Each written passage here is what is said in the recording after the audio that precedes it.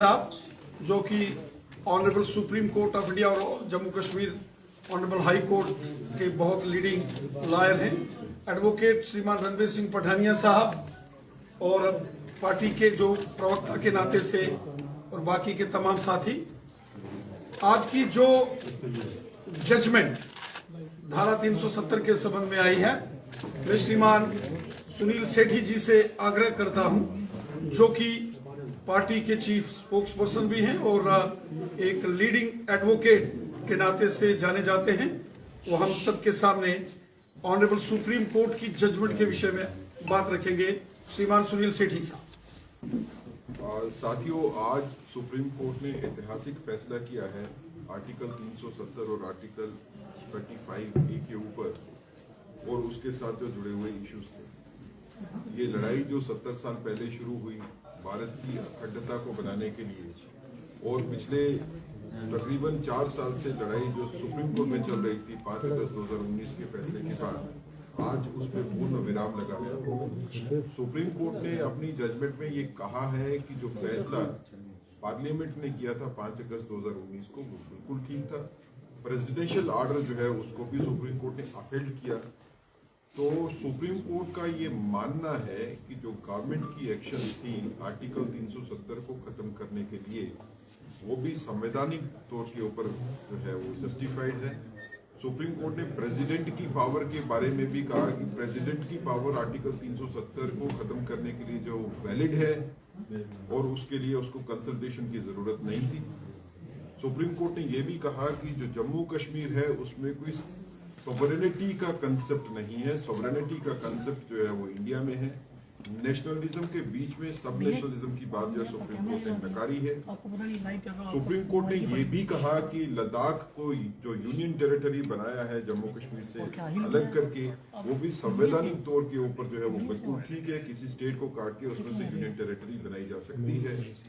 Supreme court ने इसके अलावा जो सॉलिसिटर जनरल ने बयान दिया था सुप्रीम कोर्ट में, उन्होंने कहा था कि यूनियन टेरिटरी को स्टेट बनाया जाएगा, इसके बारे में सेंट्रल गवर्नमेंट जो है वो प्रतिबद्ध है। तो सुप्रीम कोर्ट ने कहा कि जब ये स्टेटमेंट आ गई है तो इसके ऊपर कोई और टिप्पणी करना या और कोई डायरेक्शन देने की जरूरत नहीं है। सुप्रीम कोर्ट ने ये भी कहा कि इलेक्शंस जो है जम्मू कश्मीर में वो 30 सितंबर 2024 तक इलेक्शन कमीशन ऑफ इंडिया को कहा कि आप इसमें इलेक्शन करवाइए लेजिस्लेटिव असेंबली के। कुल मिला के जो लड़ाई 70 साल पहले शुरू हुई थी, और ये खाली जम्मू कश्मीर में नहीं, पूरे भारत में सभी लोग इसमें शामिल थे, जिसमें ये क्वेश्चन था कि क्या भारत को एक होके रहना है या एक भारत के बीच में भी कोई अलग हिस्से हो सकते हैं। ये भारत की प्रभुता और अखंडता की लड़ाई थी।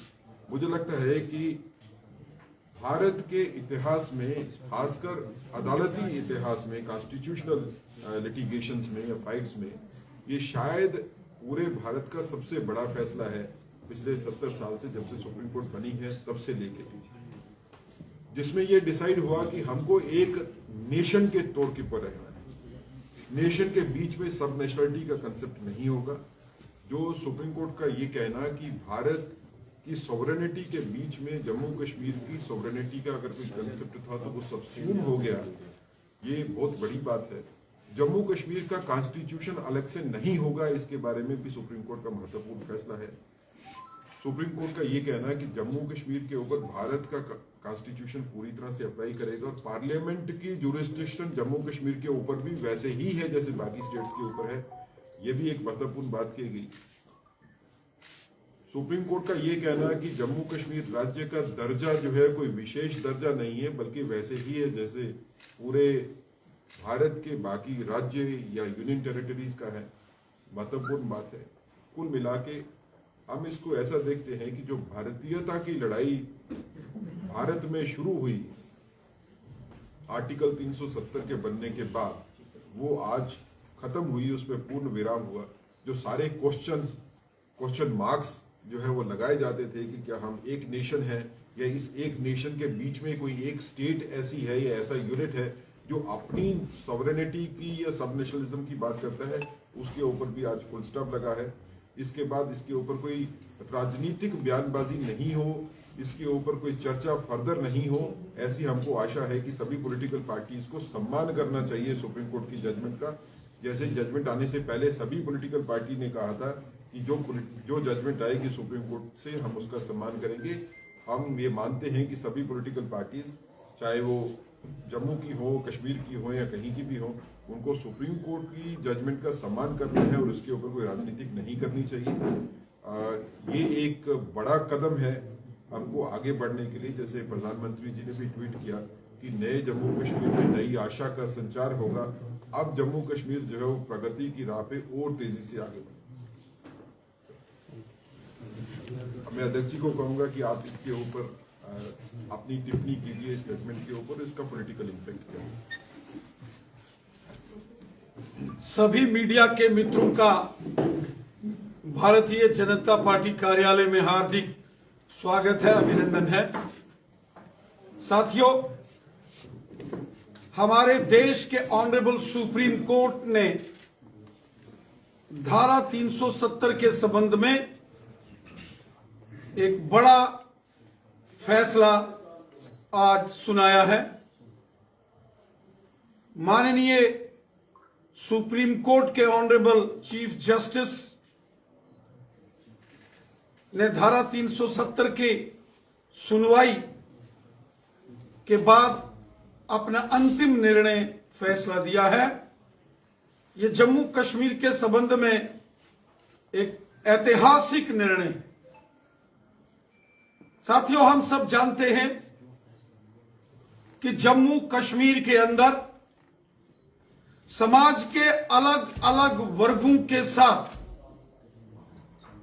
हमेशा छल कपट हुआ।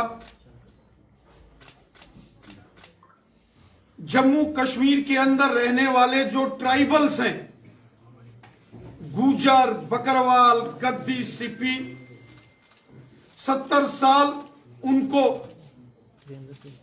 धारा 370 के कारण उनके अधिकार नहीं मिले। जम्मू कश्मीर के अंदर जो ओबीसी कम्युनिटी के लोग हैं,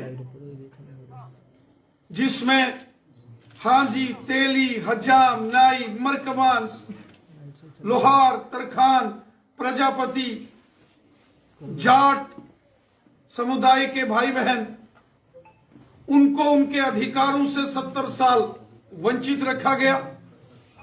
जम्मू कश्मीर के अंदर पश्चिम पाकिस्तान से 1947 में विभाजन के बाद जो यहां विस्थापित आए, उनको नागरिकता तक नहीं दी गई।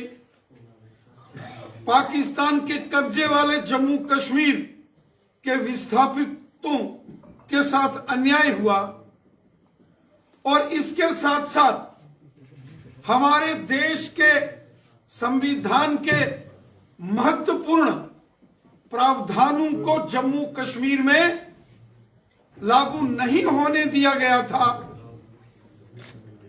एंटी करप्शन कानून यहां लागू नहीं थे। प्रिवेंशन ऑफ करप्शन एक्ट 1989 लागू नहीं किया गया। नेशनल ह्यूमन राइट्स कमीशन को जम्मू कश्मीर में लागू नहीं किया गया था। यहां राइट टू एजुकेशन से जम्मू कश्मीर के बच्चों को वंचित रखा गया। ऐसे अनेक कानून थे जो कि देश भर में लागू थे, लेकिन जम्मू कश्मीर की जनता तरसती रही कि ये कानून यहां लागू किए जाएं, लेकिन धारा 370 की आड़ में ये सभी कानून यहां लागू नहीं किए गए थे। उसके उपरांत पूरे देश के अंदर जो पंचायती राज सशक्तिकरण था, कभी यहां जिला परिषद का गठन नहीं होने दिया गया, कभी डीडीसीज, बीडीसीज का इलेक्शन यहां नहीं होने दिया गया था।